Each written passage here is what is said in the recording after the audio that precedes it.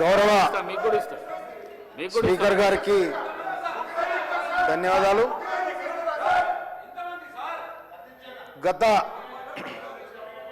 గత వారి ప్రభుత్వంలో ఉప ముఖ్యమంత్రిగా ఉన్న గౌరవనీయ తాడికొండ రాజయ్య గారిని బర్తరపు ఎందుకు చేసిరో వాళ్ళు చెప్పాలి. ఎందుకు అకారణం, దానికి కారణం ఇంతవరకు చెప్పలే.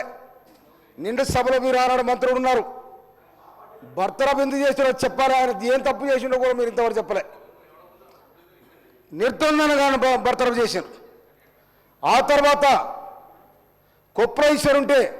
కొప్రైశ్వర్ గారు మినిస్టర్ ఉంటే ఆయనను మీరు అవమానపరిచారు. ఈ విధంగా ఇవాళ స్పీకర్ గారు ఉంటే స్పీకర్ గారు స్థానం ఆ సీట్లో ఎవరైనా కూర్చోవచ్చు, అది రాజ్యాంగం కల్పించిన హక్కు.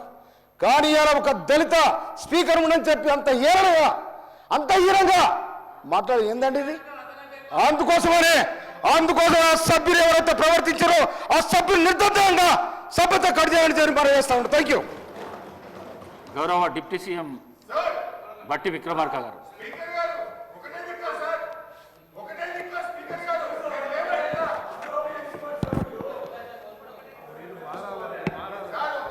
అధ్యక్ష